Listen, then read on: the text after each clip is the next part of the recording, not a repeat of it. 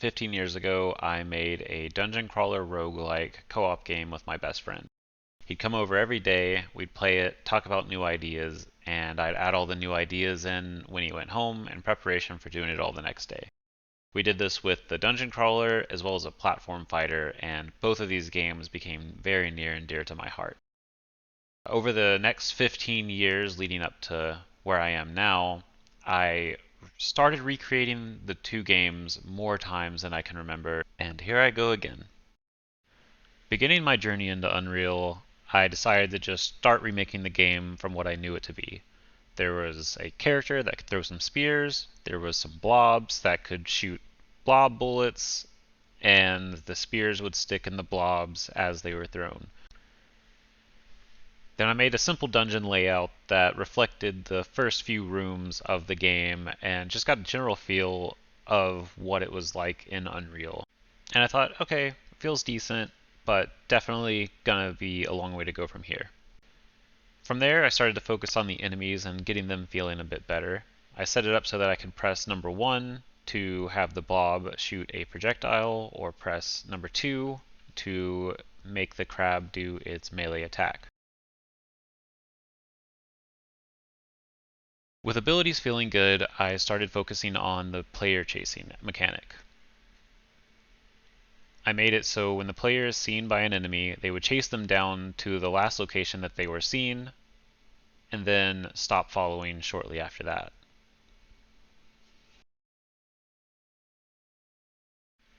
The blob was quite slow and pretty easy to lose around corners.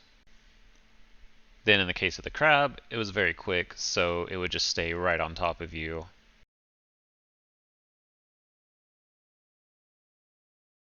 Then I implemented abilities with cooldowns and ranges.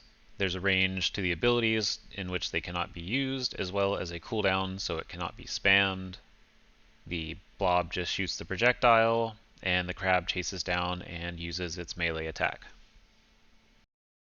Then I started thinking more about dungeons and how those could really be navigated. I created this sort of airlock situation, thinking that I could just lock them in a room and they clear the room to open up the next series of either airlocks or rooms. But I wasn't really feeling this by the end of it. Then I had this idea for a mechanic that I really wanted to do, so I messed around with that for a little bit. Basically, if the spear is in terrain, it'll pull you to the spear. If it's in an enemy, it'll pull the enemy to you. I did think this was pretty fun. I had a pretty good time just navigating this area, as well as a big circular arena that I made to test it a little bit more fully. This did make me really want to mess around with displacement damage a lot. I thought going a whole route of displacement damaging abilities could be a lot of fun, but ultimately not really what I'm currently going for right now.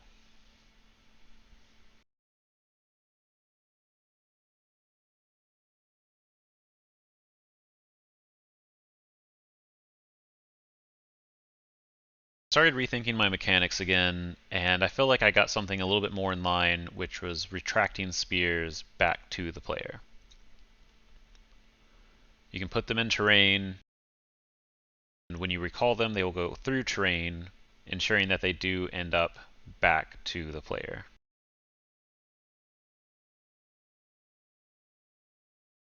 If you're familiar with Episode 1 of Doom, Stage 2, you might recognize this to be a little bit familiar. I recreated a similar version of it. This gives me some semblance of an actual level to test the current mechanics that I have, mainly around the ability to throw spears into things and pull them back out. Reaching this point, I realize it's a little difficult to see exactly how much damage you're doing when you pull all the spears out. All the damage just kind of happens at once and you see a 4 overlapping itself however many spears were in it. Then I realize the two blobs on the left are basically killing each other with their own projectiles. I should probably check some line of sight to the player, something like that, before doing the ability to shoot projectiles, have them move around the other enemies, something like that.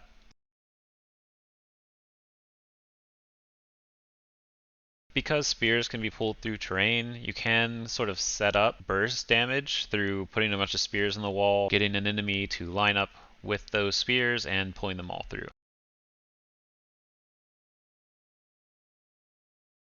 I realized there could be a lot more clarity on the projectiles as well. Throwing in dark areas, you really can't see exactly what these projectiles are doing. Even here in the shadows, you cannot see the projectiles that I'm throwing going out. They probably need some sort of a trail or something to indicate where these are going. It's very easy to lose exactly what happens in this moment. So that's where I am right now. That's 7 days of working on different stuff. I made some mechanics, I made some levels, and I went off the path of what I feel like I should be doing, and I kind of got back on the path. I am just trying to figure out different things of what I could and should be doing right now. This is very much an experimentational week. So subscribe so you can stay up to date with all the new releases. Leave a comment so I can get an idea of what you might be interested in seeing more of or like to see less of. And sign up for that newsletter in the description so that we can build a game together.